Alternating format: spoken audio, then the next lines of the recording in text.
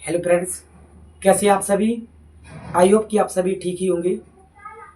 हमने देखा है कि अभी विगत परीक्षा अभी फॉर्म डल रहे हैं, एसएससी, सीएचएस, एमटीएस, ये सारी परीक्षाओं में इससे जियोग्राफी से यानी कि भारत की भौगोलिक स्थिति से इससे मिनिमम एक या दो प्रश्न किसी न किसी पेपर में बन जाते हैं। तो इसलिए मैं आपके लिए एक चित्र सहित लेके आया हूँ। इसमें क्या क्या चीज़ें हैं इसके लिए हम जानेंगे, इसकी स्थिति क्या क्या है। तो चलिए हम इसके लिए देखते हैं। पहले पहले इसी को देखते हैं मैप के लिए। यहाँ पे हमने देखा कि यहाँ से ये नीचे तक यहाँ पर है, ये जो लकीर है ये क्या है, ये हमारी है कश्मीर से लेके कन्याकुमारी तक की दूरी कि कितना विस्तार है इसका, यानी कि 3214 किलोमीटर। और यहाँ से पूरब से पश्चिम तक की दूरी है 2933। अब आप लोग देख रहे होंगे कि एक डॉट डॉट करके ये वाली एक नीचे भी रेखा आई है, इसको क्या बोलते हैं, कर्क रेखा।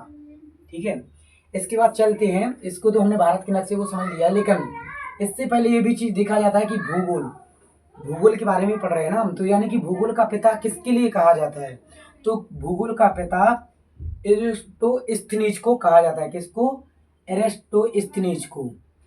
फिर इसके बाद आता है इंडिया, ये हमारा पूरा मैप है ना। इंडिया को किस किस नाम से जाना जाता है, एक क्वेश्चन बन जाता है भाई कि भारत को किस किस नाम से जाना जाता है, इंडिया को किस किस नाम से और क्यों जाना जाता है।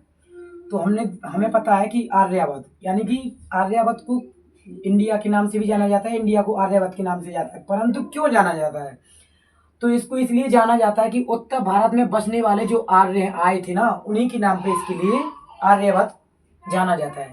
फिर इसके बाद चलती है, दूसरा नंबर आता है जम्बूद्वीप। इंडिया को जम्बूद्वीप क्यों कहा जाता है, इंडिया को जम्बूद्वीप पुराणों के द्वारा कहा जाता है, यानी कि इसका विस्तार पुराणों के द्वारा है। फिर इसके बाद चलती है हिंदुस्तान। इंडिया को हिंदुस्तान क्यों कहा गया है, ईरानियों के द्वारा इंडिया को हिंदुस्तान कहा गया है। इसके बाद चलती है नंबर 4 भारत। भारत, इंडिया का भारत नाम कैसे पड़ा, तो इसकी चलती है कि आर्यों के शक्तिशाली राजा भरत के नाम पर। जो भरत थे वो किसके पुत्र थे, महाराज दुष्यंत के पुत्र थे, तो उन्हीं की भरत के ही नाम पर ये हमारे भारत देश का नाम पड़ा। फिर इसके बाद चलती है इंडिया, जो मेन टॉपिक है इंडिया। इंडिया ईरानियों के द्वारा कहा गया है।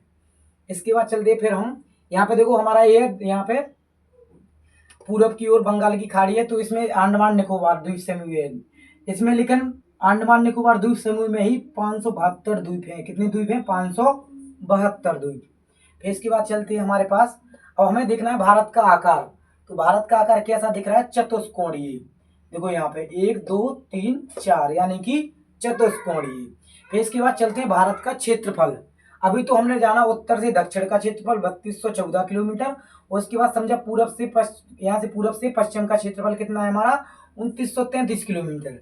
लेकिन अब हमें पूरा विस्तार चाहिए, तो हमारे पूरे भारत का क्षेत्रफल कितना है, 32,87,263 वर्ग किलोमीटर। कितना है, 32,87,263 वर्ग किलोमीटर।